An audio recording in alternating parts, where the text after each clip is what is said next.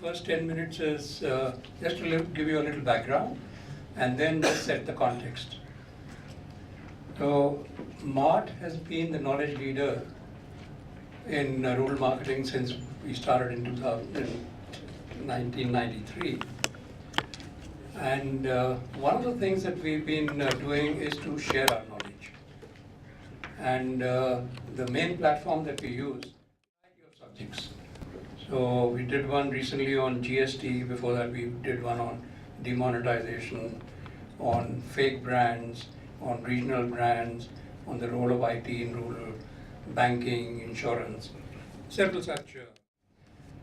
The standard response was, why rural? Rural mein kya hai? Nothing to buy. Nobody has the buying power. So that was the why rural phase, where everybody doubted the potential of the rural market. Doubting decade for rural. Around 2000, so every time you met some company, they would say, okay, is it a 5K village which is rural? Is it up to 50,000 towns that is rural? And people who are living in urban areas, are they, because they have a rural mindset and a rural background, so are they rural? So is rural a geography, is rural a mindset, is rural a population strata? So that was the first half of the second decade, which is the decade of 2000-2010. And then came secret, and corporate India seemed to latch on. But at that time, I was a strong critic of the book, because I felt that if you just look at the poor as consumers and then exploit them by selling them colas and fairness creams, then you are actually going to make them poorer than what they are.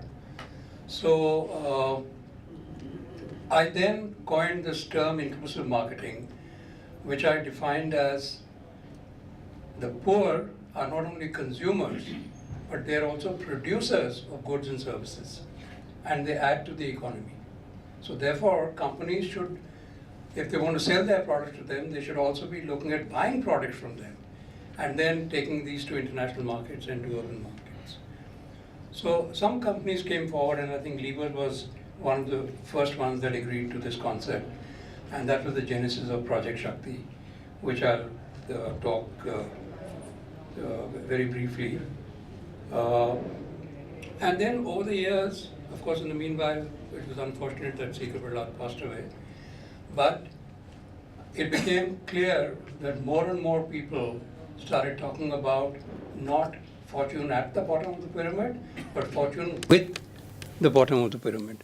And therefore, you need to work with communities. You need to look at a bottom-up community co-creation process, and not just going there and extracting money from the poor to buy your goods. Now we are in the next decade, and I don't think there's. I mean, I would have met at least 300-400 companies in the last 8-10 years. I have not come across a single CEO who now doubts the potential of the rural market. And sometimes I feel like saying, didn't I tell you many years back? But that's, in hindsight. So that phase is completely over. What is rural? Every company has by now defined their rural. So Hero MotoCorp may look at 50,000, Maruti may look at 100,000 population cutoff, whatever. And then FMCG companies like Levers would not only look at 5K, but they would go down to 2,000, 1,000 population villages, particularly through Project Shakti. So there is no doubt left on that. But there is still some hesitation on the part of companies where they're still talking about pilots. So I want to make a strong plea, and in fact, at my age and with the kind of work that I've done, I think I can almost danto companies that, you have to believe in yourself. Now forget pilots and get to scale up models. Because remember one thing, the rural people have a huge appetite for products. They're buying all the Splendor motorcycles. They're not buying the base model. They're buying the Maruti cars. They're buying the flat screen televisions. They bought more than 400 million mobile phones. And the number of smartphones is now outgrowing the regular phones. So the piece of advice that I want to leave here is that rural people are not going to wait for your brand while you're doing your pilots.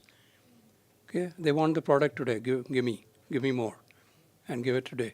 So those companies that still continue with pilots will do so at their own peril, because the consumer is not going to wait. Okay? So I think we now need to really look at scale-ups. So that's a little snapshot of the rural market as it has evolved. And it's very clear that the rural market is now bigger than the urban market for every category. You take durables, 60% in rural. You take FMCGs, 58% or so.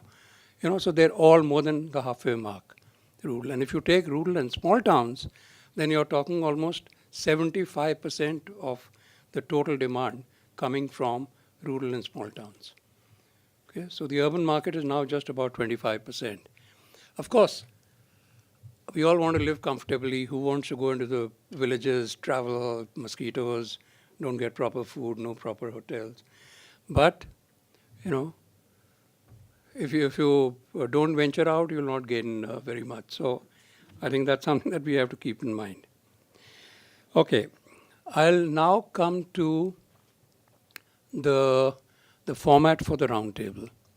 This is a very popular format. As I mentioned, we've been doing this now for more than 10 years. Everybody in this room has a lot of experience. So the first thing is that we're all equals in knowledge.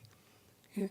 And that's why this is a round table. There's no head table, So we are all equals, and therefore, whilst we'll have 3 or 4 speakers to just introduce the theme and give some background material for discussion.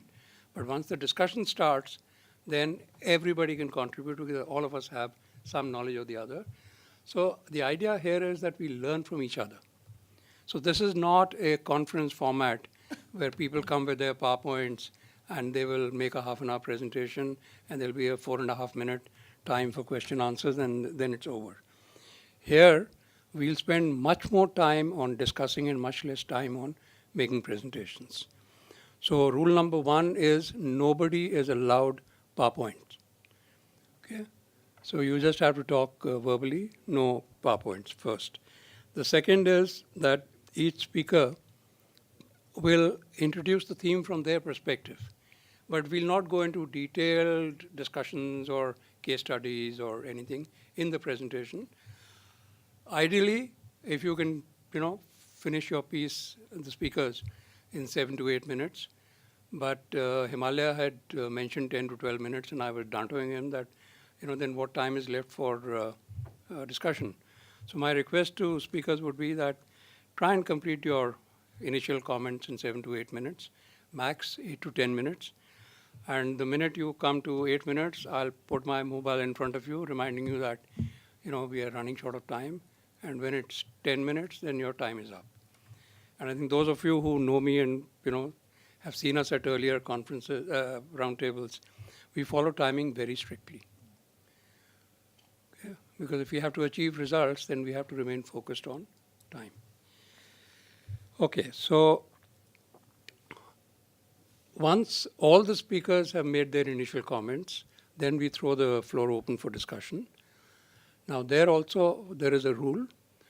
The rule is that the question should be completed within 30 seconds. Okay? And I worked out that in 30 seconds you can read a quarter of a page. Any of us can read a quarter of a page in 30 seconds. So if we can't frame a question in 30 seconds, then that question is not worth asking. Okay? And the answer has to be given within 1 minute. That's a luxury given to the speakers. But again, no Ram Kathas, Ram Kiska Baptha and all that. It just has to be focused. And in that, once the discussions open up, then anybody can ask a question, but just raise your hand so that we don't have the the Indian Parliament in this room. We follow some decorum, and we'll, work much better, and we'll learn much more from each other. Okay, so that's just basic ground rules. Now, we have a very eminent panel today, and except for Radha, I think I know all of them. So it's a pleasure meeting you the first time. Okay, Radha Rani, right? Yeah, okay. In fact, at our ashram we have Radha Rani. So it's very much a part of our vocabulary. Okay. The interesting thing is that all the four speakers are going to be talking about the consumer. So nobody's talking here about reach or distribution or pricing for rural, but all four of you are focused on the rural consumer. So that's wonderful, because I think the story starts from the consumer. Now, Mr. Siddiqui is going to focus on rural consumer engagement. Radharani is going to focus on BCC. Farid is going to focus on rural platforms beyond Hearts and Melas. Okay. And Anirban is going to focus on the connected rural consumer through digital, right? Okay. So if we just follow the logic that first thing is, where is my consumer? Yeah? So I think, Farid, you would be the first to start, because you're talking about looking at the consumer beyond Hearts and Melas, right? And from there, we'll then move on to Mr. Siddiqui. So Danish, you are going to be talking about once you've engaged with them. Okay? So you logically would come second, and Radharani would come third. That, okay, now I've got my consumer. How do I convince my consumer? So what sort of communication do I need to follow so that I can bring about some change in behavior? And then to continue that, we'll have the digital format. How do we take it forward? Okay. So Farid, we'll start with you with the reminder that 7 to 8 minutes. A very good afternoon to all of you. Thank you, Mr. Kashyap, for inviting me for this amazing roundtable. This is the first time I've got an opportunity to be part of your roundtable, and I hope that I'll be able to share something which adds value to everybody present here. So since the instructions are very, very clear and very, very strict from Mr. Kashyap, I'll try to limit my talk to the boundaries he has set for all of us. Okay, so I am Farid Ahmed. I represent Apollo Tires, and before you guys are wondering that what a tire company is. Maybe they could introduce all this. Yeah, actually. Okay, that will be helpful. Yeah. Mr. Farid Ahmed is DGM Marketing Apollo Tires for the off-highway segment for Asia Pacific, Middle East and Africa region. Mr. Anirban Chaudhary is faculty Great Lakes Institute and ex-SVP J.W. Thompson, and he is also a mentor to the management at MART. Mr. Danish Siddiqui is Head of National Rural Marketing at Hero MotoCorp. He has an experience of over 25 years covering whole gamut of sales, marketing, distribution and customer care. He is recognized for his innovative ideas, creativity and thought leadership. And Ms. Radharani Mitra is Global Creative Advisor, BBC Media Action. With nearly 3 decades of experience as a communication specialist, she has formulated strategies and tells stories using new and legacy media to bring about social and behavior change, and has won many awards for that. Thank you all for joining us. Thank you, Deva. So I was saying, before you guys are wondering about what a tire guy is doing over here and what tire has to do with the rural market, to be specific, I'll be talking more from the perspective of agriculture tires here. When we say agriculture tires, we're talking about the tractor and all the related equipment and implement tires. So one of my portfolio is to handle agriculture tire business. Now, whatever business I have seen from, there's no rural or urban for us. So there's one market which is rural. So my entire understanding of this market, this consumer, has been from the perspective of that this is one customer who lives in rural, who is part of the rural India, And he is both a very strong entrepreneur, a very strong businessman who is producing a lot of things, as Mr. Kashyap was mentioning. And to do that, he's also consuming a lot of things, consuming to create what he's creating, and also consuming in his day-to-day lives. So before we try and see that, how do we reach out to this end consumer, it's very important to understand that what this consumer is all about. And I think now everybody is talking this particular point, and we have also heard Mr. Kashyap talking about is that those mindsets of looking at a rural consumer is completely gone now. I think now anybody who is connected to the rural market has started understanding that there is a paradigm shift in the rural customer and the rural consumer. So if anybody is looking at the rural consumer from the old lens, then he's completely mistaken.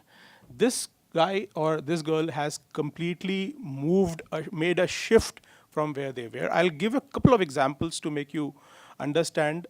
We keep talking about his consumption in terms of how he's consuming television, how he's consuming using mobiles and all other things. But let me tell you the other perspective, which probably doesn't get talked about, is from agri machinery perspective. And this will give you an idea that how this customer is fast adopting technologies and fast changing his methodology. One is there is a big now how this shift has also come is that there is a very big shift in the average age of rural consumer.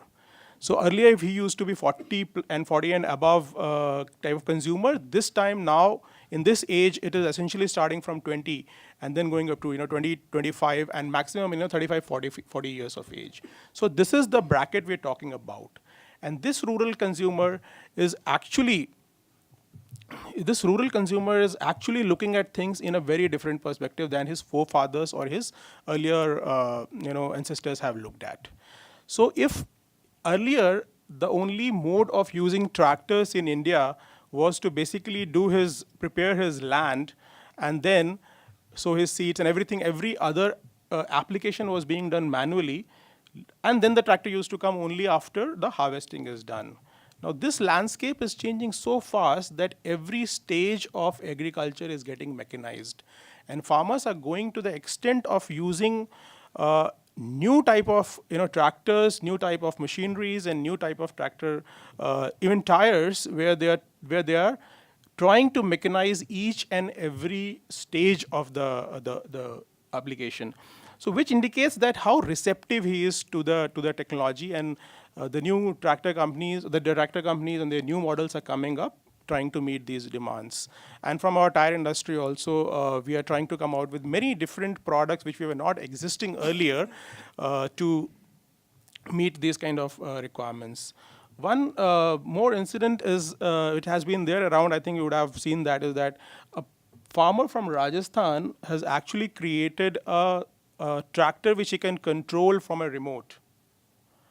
I don't know, many of you would have seen this particular video which has been going viral, that he is controlling the tractor with the joysticks standing outside the field, and the plowing, the trailer, moving the tractor with the trailer, everything is being done by the movement of a joystick. So we can imagine if this consumer is trying to do these kind of things, then what his mindset is and how different he has become from where we used to know about him. So if this is the background, how do we really reach out to this consumer and make really an effective communication with him? So my experience has been that I think gone are the days when we used to think that man and van is the only way to reach out to this end consumer. So if you have to do a rural campaign, put a van, put your products on it, put a man to it, and then those guys go in and reach out to the people over there. And then you have to simplify your communications. So do a lot of engagement games. Those engagement games are trying to spoon feed the features of the product to the end consumer, and that's what the standard format which we all have been looking at in terms of reaching out to the end consumer, to the farmer. To our last few campaigns which we have been trying to do, my understanding is that today's farmer, today's rural consumer is definitely not looking at this kind of engagements. Today he is only interested in in meeting you, in listening to you, if you are ready to add value to his operations. If you are going to tell him something which will help him improve his operations, improve his lifestyle, improve his day-to-day working efficiency, or improve his living standard, or the now his focus has changed from the perspective of just using the product, but trying to use that product to improve his overall life standard. Now what are his priorities over there? Obviously, his priorities are, first is the education to his kids. So he's very focused on what he does and then how he makes sure that his kids are educated. And second is the healthcare, which is just starting up. That now people are getting aware of that. Healthcare is also very important. So what we are trying to do, and I'll share more from my experience so that it's not just a talk from theory, and it's what we have been trying to do, is that if you go to the consumer and try and pitch your product, before you pitch your product, you have to basically understand that what knowledge you are bringing onto him. So if you are bringing a knowledge which can improve his current efficiency from say X percentage to Y percentage, that delta is what he is looking at.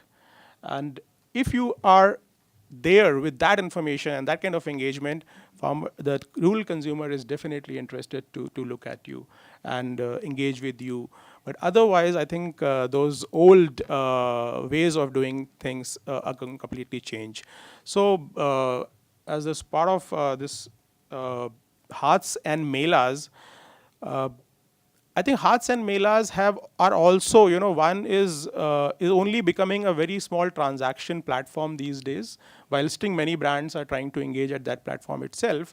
But farmer is not really in so much mindset to engage there for the products he's looking at. And I'm especially talking about, because my experience has been mainly for the products, not with a ticket size of 5 or 10 rupees, but a ticket size of say 25,000, 30,000 rupees and above. So for sure, for us, definitely Hearts and Melas are not the platforms where they are trying to get engaged. On the contrary, which we used to talk about, that this is a media dark place and you cannot reach out to these guys with mass media and those kind of things.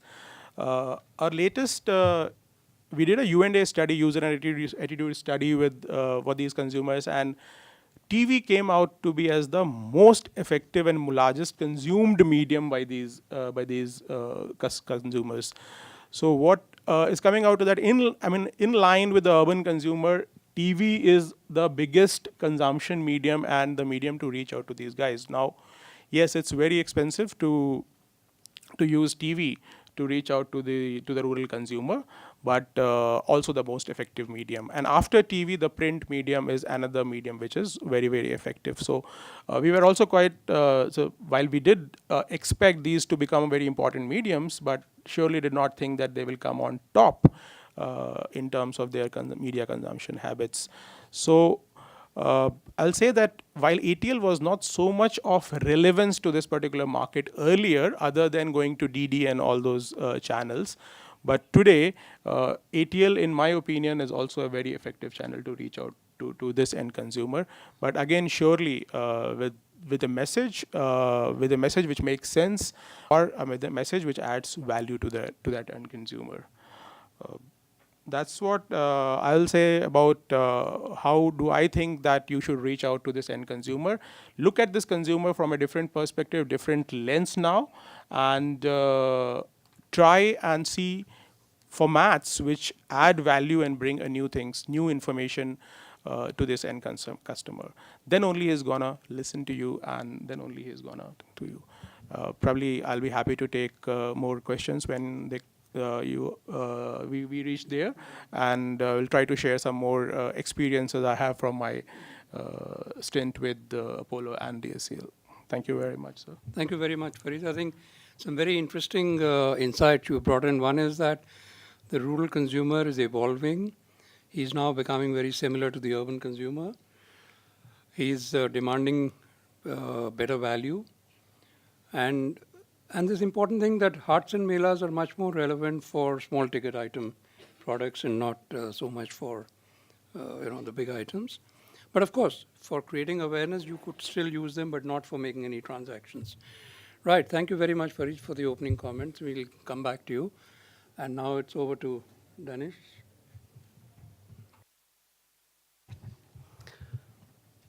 Hi, very good afternoon, ladies and gentlemen. First of all, let me admit that all that we do in rural marketing, as far as we are concerned, most of it is inspired by the father of marketing sitting next to me. So thank you very much, sir.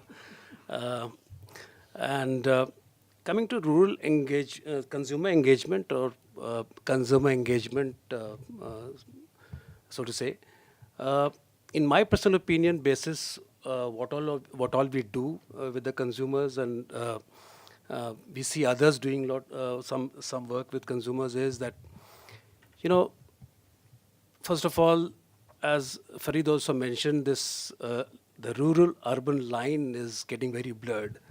It actually, in some cases, doesn't exist at all. At least in more advanced states, you see that it's almost gone. So what but remains is that a consumer, urban or rural, is a human being. So when you engage with people, the idea is to target the human spirit. So when you target the human spirit, you are able to engage with him in a much better way. For instance, you know, like any relationship, we as an organization, all the organizations these days, they want to focus on some kind of relationship, ongoing relationship with the consumer, but particularly categories like automobile, etc. You have to have a long-term relationship, because the customer keeps coming back to you for even after buying your product. So that model of relationship emerges, and that helps you engage with your consumers much better. But before you do that, what the customer looks at you for is to set some expectations. He has some expectations, so you should be able to identify at least the top 2-3 expectations the consumer has with you. And if, in case you are able to, even if you don't go to the entire list, if you are able to live up to his or her expectations, even the top expectations, he is okay with that. So, basis this, the mantra, as far as consumer engagement is concerned, the tools that you use for that obviously depends from category to category, but the mantra basis, as I said, my own experience is deliver value proactively and consistently. So I have found this mantra very effective. So, and this pretty much covers everything. You know, you have to identify what value he's looking at. As far as, let's say, our category is concerned, he's looking for values like, you know, a bike with good mileage, a bike with good service backup, you know, somebody to listen to you. Okay, he can have a long list of things, but as I said, if you can target and deliver on top 2, top 3 expectations that the consumer has, and you have to do it proactively. You don't have to wait for the consumer to come to you and tell you, you know, this is what I want. You have to, the consumer, the engagement bit depends on, you know, you have to pick up things from your own experiences and then try and understand. And this obviously would vary from geography to geography. People, let's say in Maharashtra, would have a different kind of you know, expectation from a brand, and then in Bihar somebody would have different expectations. But you have to try and build some kind of a system where you are able to, you know, proactively reach out and do something about it. Like a consumer, a two-wheeler consumer for that matter, in the heart of his heart, you know, actually when he buys it, doesn't think of safety, but he, at least the parent wants safety, that if I buy a vehicle for my son, I want my son to be safe. So this is a latent requirement, but when you sell a product, you don't even think of safety. But if somebody comes out, proactively comes and says, okay, we'll do a safety riding training also for your son. So this is expectation. He says, well, please do that. And this triggers that kind of a you know, response, which I say targeting the human spirit. When you target the human spirit, you know, because look, culturally, for instance, like in India, when you have a festival, when you have Diwali, when you have Eid, when you have Christmas, we share greetings with people, we do meet and greet events, etc. So call this customer and say hello, on a Diwali in a very structured manner, so he feels good about it. Like for instance, we do close to about 300 activations around Diwali every year. People ask us, how do you do that? Because it's very deployment heavy, but we have built that kind of infrastructure where we are able to do Khushiyan Harangan events for consumers across the country. Maybe in South India we do it for some other festivals, but in Northern India, in the Hindi belt, we do it around Diwali. So this is engaging with with the consumer, not just being visible to him in a mall or in a heart. That is not engagement as from the customer's point of view. From a marketer's point of view, maybe that could be an attempt to do engagement, but the engagement is primarily targeting the human spirit. As I said, right safe program. Just for instance, I'll give you another example quickly, and then I move on. When you travel Rourkela and Bihar and all this, you see small girls, school-going girls riding bicycles. So all this behavior of a consumer should tell the marketer to take proactive actions. When I talk about proactive actions to deliver value, tomorrow this girl might require to ride a two-wheeler. So what do I do about it? So can I start a project which would help this girl learn to ride a two-wheeler? So we started a program called Chalo Sakhi Pleasure Seekhe. Pleasure is a scooter brand, that's why Pleasure Seekhe. So we say, Chalo Sakhi Bazaar chale, Chalo Sakhi let's do this. So let's Chalo Sakhi Pleasure Seekhe. And we went around the entire country and we identify clusters of women, young girls, where we help them learn a two-wheeler. The parent is happy. Everybody else is happy because we do not have infrastructure in India where somebody will come and teach you to ride a two-wheeler. Four-wheelers, you have schools, etc. You have 4 two-wheeler schools as well in Bombay and big cities, but small cities you don't have. So this is a little requirement, the expectation of a consumer, which he was looking here and there, but some marketer comes across proactively and says, okay, we have identified this issue of yours and we want to do something about it. This is to me a different kind of an engagement. And this has to be done with a lot of consistency. You can't do a pilot, as Sir was pointing out, and just run away with that. Pilot, gone are the days of those pilots. You have to go there and actually start doing that. So you do that. So that is engagement. There are so many other examples of other companies doing different kind of engagement. So deliver value proactively and consistently. This is one part. The other part is what I like to call the kids analysis. Kids analysis, we keep on doing a lot of things as far as consumer engagement. Customer is sick and tired of that. So please do something about it to scrap certain things that the customer doesn't want. There's a fad, you start doing something and you go on doing it without even realizing that, a boy marries a girl, and then when they were not husband and wife, they had different expectations. But when they become husband-wife, the expectations change. So you don't have to deliver the values you were delivering before you married that girl. You have to deliver new values. So you have to do kids analysis. Kids is like, you have to identify what you have to keep. I is like what you want to improve on, depending on the new customer expectations. And D is, there are certain things which you are not doing, which you are doing, but you want to develop. That is a D. And the last one is S, which is scrap. Please scrap certain things which the consumer doesn't want. We still do a lot of things. For instance, a category-centric thing, test rides. So everybody say, okay, let's do test rides. But is the customer wanting test rides? If it doesn't want test ride, don't give him test ride, for God's sake. But you think, okay, the category says test ride is important, and everybody's KRA says 100 test rides and 200 test drives, etc., etc. Don't do that. I'm not advocating anything against a test ride. It's just an example. But anything which you find the consumer doesn't require anymore, don't do that. So for instance, you walk into a store and you suddenly find a guy, trailing you. Sir, can I do something about it? Frankly speaking, I hate that. I don't want people telling me. If I want help, I'll take help. So if you have a system of consumer engagement, you go around tailing customers and you think it's not working, please scrap that. That's the whole idea. So in a nutshell, deliver value and also do your kids analysis. Thank you very much. Thank you very much.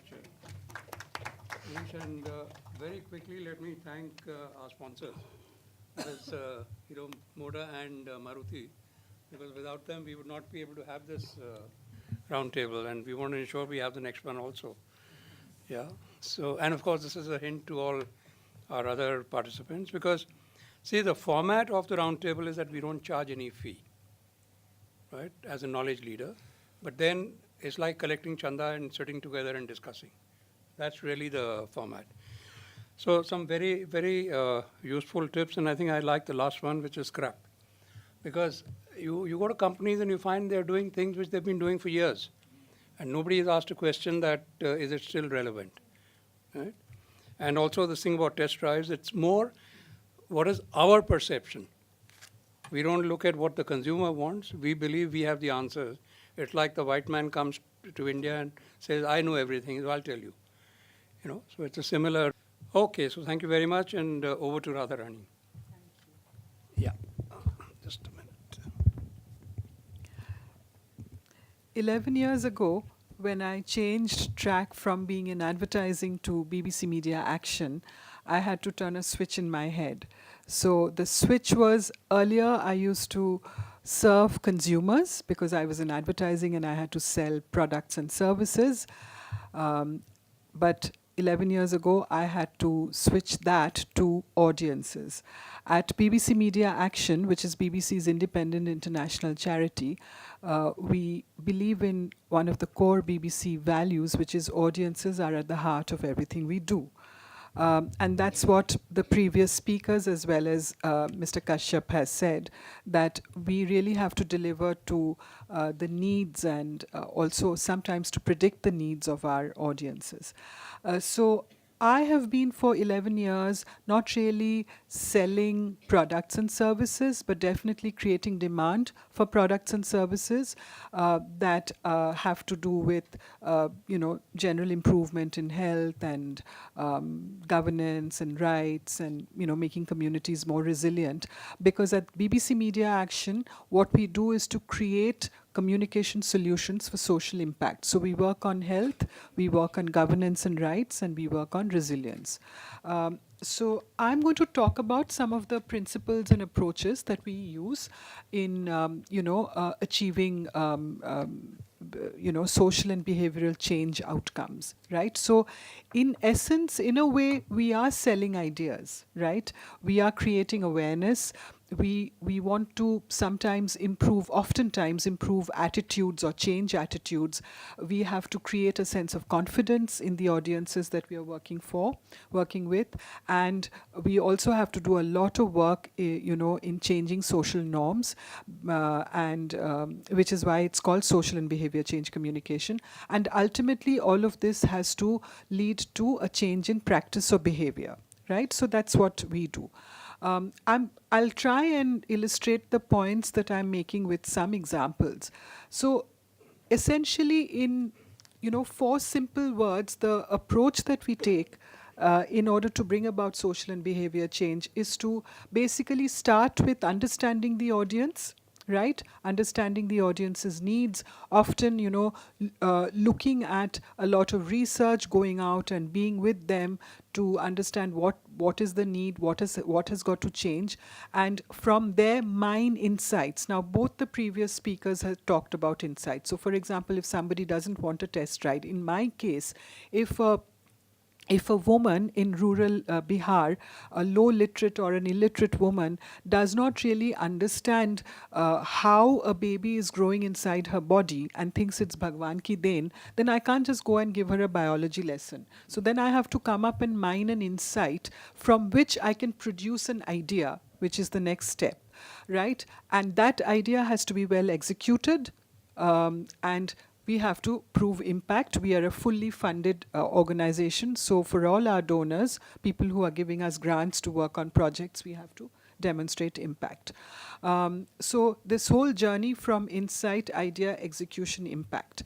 That brings me to my favorite bugbear in working for rural customers or audiences for a very, very long time. And I'd say there is still that feeling in the development sector, not in your marketing sectors, the villagers, they don't understand anything, you can do anything, I mean, anything goes. So if you can take a tuk-tuk or a rickshaw from point A to B, why do you need a sort of a Maruti Ciaz? right? So just do any old thing. And that also brings me to the second bugbear in my head, and a word that I hate with every sinew in my body is the word message, right? I have grown up, I'm a communication specialist. I work with people who are constantly creating communication. If you message, then that's a very top-down approach. And you'll see that in a lot of social and behavior change communication, everybody does very heavy messaging. But we are communicators. We have to communicate. And one of the most important words there is engagement, right? If you're constantly talking down, then you're not going to be able to engage, right? So our whole model is really the model of a stimulus, providing a stimulus and eliciting a response. And I'm going to tell you a little story. So there are two blind beggars on a lovely spring day in Hyde Park in London. Okay, both of them are asking for alms, and both of them have placards on their chests and holding a tin. One of the placards says that I am blind, please give me money. And the other blind man has a placard that says, it is spring and I'm blind. Who still is fuller? Why? Yeah, and he's connecting with you emotionally that this is this wonderful spring day, blue sky, white clouds, and this man is not being able to see any of it. So that's an emotional connect. So there you are actually not providing a rational benefit through the communication. What you're doing is you're creating an emotional benefit, and if I have to take it a little higher in the way you people do marketing or I create communication, I have to often take it up to the rung of a value, right? So from a rational to an emotional benefit, and then to create value, right? So stimulus to elicit a response. That response may be that, no, I will send my daughter to this riding school, which is teaching her to ride two-wheelers, or I will try and have a conversation with my husband about family planning, because I really don't want to have a child again before 3 years. And I have to see value in doing that, right? At BBC Media Action, we have had to encounter really formidable challenges in designing our project interventions or designing the communication solutions. I'm going to talk about two specific ones. And I heard somebody using the word media dark. In 2013, we got a grant from the Google Foundation to do a project, a 2-year project on the prevention of bonded labor. Now, bonded labor is a phrase that we think belonged to the 50s, the 40s, but bonded labor is still very, very prevalent. In fact, I just read that the government has taken great umbrage to the fact that, it's still a very, very large problem in India. And the project was going to be happening in 3 states, Madhya Pradesh, Chhattisgarh, and Jharkhand. And we identified 110 most vulnerable and marginalized villages. Any of you have seen this film called Newton? So imagine a village like that. Okay, those were the kind of villages that we wanted to get into, completely media dark, right? Even say 5 years ago of 2014, I think, there was nothing was reaching them. So what we did was we actually innovated. We created a platform called the Listener's Village, which meant that we developed a radio program, except that it wasn't broadcast.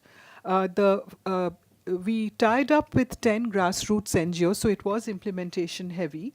And we went into these 110 villages for 52 weeks, every week with an episode of an audio program, right? They would sit and listen to the program, and then they would discuss it, because discussion is a very, very strong determinant of change behavior, changing attitudes, and efficacy.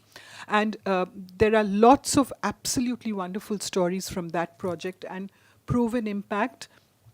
If you like, I could send some links to a practice briefing. This was the name of the project. It was called Majboor Kisko Bola.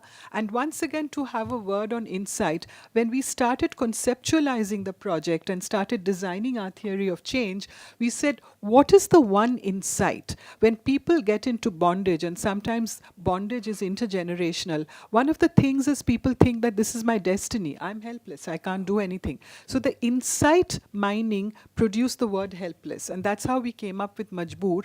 And there's a word play in there, which is we replace the D of Mazdoor with the B of Majboor. So Majboor Kisko Bola, you challenge something. And that's where execution or the craft of communication comes in. And that's why one has to be so careful in crafting what you do. The other instance of creating communication interventions for largely media dark people was in the state of Bihar, where we had to work on a host of behaviors covering about 33 months from when a woman becomes pregnant to when the child is 2 years old. This was a Gates-funded project, 5-year project. It's possibly one of the world's largest communication projects. And we realized that in order to reach the low literate, illiterate young woman who's newly married and is either pregnant or a new mother, we really had no platform to reach her because the figures at that time, 7 years ago, were quite abysmal, and smartphones were not ubiquitous, and at least smartphones are still not ubiquitous as far as women go, because there's a GSMA report from 2017 that shows a large gender gap. And so we used human-centered design, and we came up, and so what we found was only the frontline health worker was reaching that woman, you know. She was the only platform, as it were, walking into the courtyard and talking and counseling the women. So what we did was we created, and we knew that for 40 years, those of you who are familiar with how government works, the cadres of Ashas and Anganwadis, all they have had is flip charts, which they use for 2 weeks or maximum 1 month, then they leave them behind. They go and do their own thing. So we said that, you know, how do we actually retool the frontline health worker, retool the ASHA? So we created what we call Mobile Kunji, a nifty little deck of cards on a ring, right? And each of these cards has a code. And we created a character called Dr. Anita. And you explain, so I'm the frontline health worker. These are all color-coded depending on the themes. And I show you something, then I have the bullet points behind. I counsel you on whatever it is, say birth preparedness. You have to do this, that. And that's okay, now, Bhoji, let me play you this thing called Dr. Anita, what Dr. Anita has to say. I dial this short code, and I make her listen to Dr. Anita. So this then becomes an audiovisual toolkit. So it's an innovation. So one of the biggest things is that when you design innovations, you design for scale. And I couldn't agree more with you, Pradeep. I think that the development sector, and indeed the corporate sector, the band of marketeers for years, has suffered from pilotitis, which is a disease. Okay, and everybody thinks, oh, I'll do this with, 250 frontline health workers or 400 people in this geography, and, this is absolutely massively successful, and then there is no way of scaling it up. There's no way of making something sustainable. So one of the things that, and I'm sort of getting into the implementation arena a bit, but one of our ambitions and one of our guiding principles has been how to design scalable solutions and how to sort of, have a sustainability plan. Now, when you do something good and you prove the efficacy of it in a geography like Bihar and UP are the most difficult geographies. I've worked a lot in Africa. I've worked in other Asian countries as well. But I feel that nothing compares with Bihar and UP, and they are like very large markets. Then the government itself can come forward. So the suite of mobile services that we developed for Bihar, 2 of them have now been scaled up by the government of India. One of them is Mobile Academy, which is a training course for the frontline health worker, and the other is called Kilkari, which means a baby's gurgle, which is a service across 72 weeks that reaches the family from when a woman is in her second trimester to when the child is 1 year old. each week a message on IVR delivered through the voice of Dr. Anita on a time appropriate action or thing that she needs to take. So now these two services are in 13 states and huge numbers. So that's scalability and sustainability. And the other thing that I wanted to talk about, just and then finish, is that we have also seen that basically, in order to engage with customers, and not just rural customers or audiences, but also urban, anywhere in the world, is the power of a good story. So when you really effectively use a story, you really engage, involve, and intrigue. The other thing is that this is something I learned way back in advertising. It's called the AHA, the Zygarnik effect, which is, this Swiss, Russian doctor, psychologist called Dr. Zygarna, which is that the intrigue involve model. Don't give everything away in your opening lines or in the first 2 or 3 seconds. There were clients who would say, oh, why is there so much white space on the layout? Or you haven't said anything about the product in the first 20 seconds. That's not the point. The point is you draw your customer or your audience into whatever you're doing, and then that's the intrigue, and then involve. So a story well told has the intrigue involve sort of model. And the other thing that is that a big idea is always an idea that is extendable. So for example, say if you say that I want to tell people that wait for 3 years before between the first and the second child, and every family planning communication has happened in India for 50 years now, yet we have 1.3 billion people. So the thing is that, like both of you said, the couple is not looking for health benefits actually. The rural couple has many other things to worry about. The roof has to be fixed, the next gizmo for the farm has to be bought, or for poorer people, not even the next gizmo. I have to get money to feed my children till the last day of the month. So he's not looking for health benefits of his wife, or he cannot look into the future so much. He has to look at Faida. How is it benefiting? So what we came up with, that if the barrier to producing the next child is this overwhelming need from society to produce the next male child, then how are you going to balance it out, and what are you going to balance it out with the promise of Faida? So we came up with this whole campaign of Ek Teen Do, so between 1 and 2 teen, Faide ka mantar. You have to change the paradigm, not just the language, but actually the insight paradigm has to change in order to engage, in order to make it relevant. Both of you have said that, we have to actually deliver the promise, whether it is of a brand, a product category, whether we are doing generic selling, or to change behavior and attitudes. We have to give them a promise that they can engage with, that is of value to them, that gives them new knowledge. So these are the kind of principles and approaches that we have been, using, that are, some of it I brought in with me when I came from advertising, but there's a whole lot of new stuff that one has learned in doing social and behavior change communication. And I have a few more examples which I could cite when we open it up for discussion. Thank you. Thank you very much, Radharani. Now, to save time, I won't make any observation, but all I'll say is that I've worked myself a lot in the development sector. There is a lot that advertising agencies can learn from social and development agencies, especially on communication and behavior change, because I don't think corporates think so much about behavior change. It's only that one-shot delivery. Okay, Anirban, 7 to 8 minutes. And Himalaya, since we started late, can we break for tea at 3:45 and cut short the tea break? That's the time, 3:45?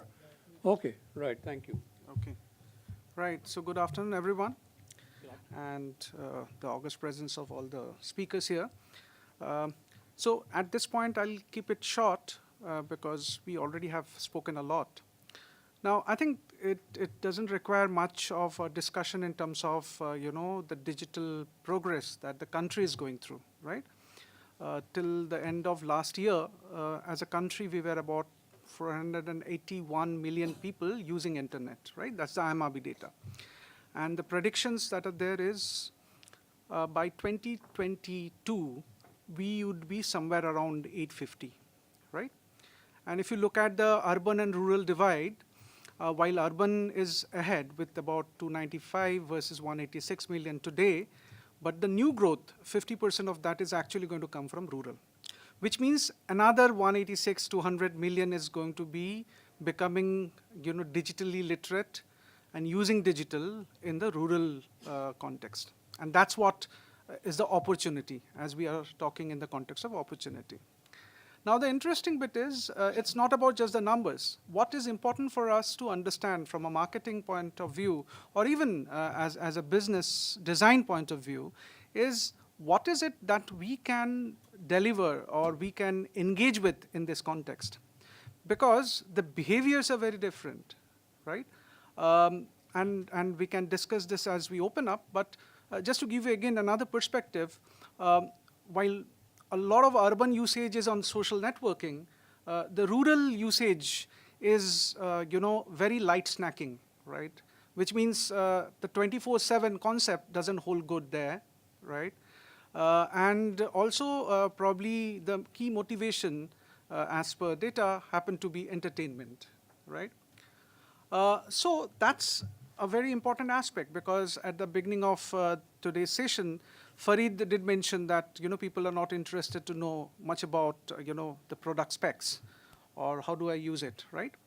But as a brand, I need not be engaged with a consumer only from a transaction point of view. Where is my role in his or her life? And that's probably a huge opportunity. 3 V's we keep talking about, which is going to define the engagement with rural. One is voice.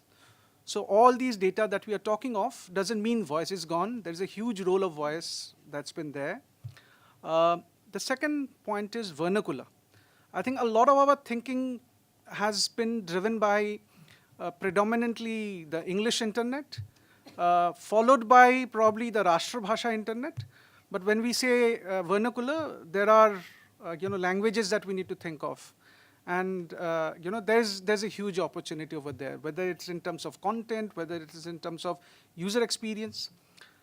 The third V is basically video.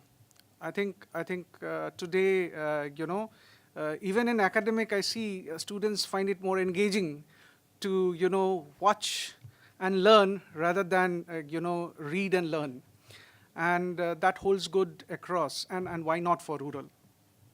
So if one has to make the best use of these 3 V's and come up with some kind of sustainable engagement with them, I have one other way to look at it, and what I call that is that you can't be a marketer, right, to this rural consumer. You can't be coming across and saying, I want to change life for you.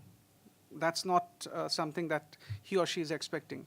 What you need to end up being is what I call, you need to be his or her bro. And when I say bro, what I mean by that is B is about the benefit that you are incrementally offering, right? So the incremental benefit. Without that, why should he or she change his way of life, right? Only because you have started watching Hotstar doesn't mean that she will stop watching Star, right, on television. So an incremental benefit, so the B. The R, and that's something that the digital only can offer today. And there's a huge opportunity over there, which is about real time. Why not real time release the same product that you probably are releasing in select metros? And there are hybrid models today that actually allow you to do that, again, leveraging digital. And finally, the last bit, which is the O, is about the openness. You cannot hide things from even a rural consumer. I remember, mobile services company promoting their internet with a very interesting Hindi phrase saying, no ullu banawing. And I think that holds good for every rural consumer. They are not naive. They are smart, they are wise, but their way of evaluation probably is different from the way we think people are evaluating. So if you can be a bro, there is nothing wrong in it. And finally, maybe this not so much digital, but there is a role of digital over there, is There are challenges of creating digital infrastructures, especially in remote and rural areas, right? If we are talking geographically. But the other characteristics of rural is about collective consumption.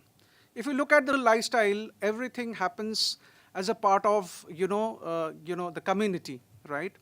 I think marketers need to start thinking of how they can become collective marketers in that context. So just to put it, if someone came up with a voice-based mobile radio which doesn't require internet, it need not be a award item. How can 20 other organizations make it into a viable radio would be a better way to operate. I think that's a big shift in the way the marketers have been looking at urban, where everyone had their own marketing policy, strategy, and implementation plan. Probably rural can actually offer opportunities of brands coming together and really playing the role of bro where they are doing it collectively. So that's it. Thank you, and would be happy with your questions. Okay, a big round of applause for all the 4 speakers.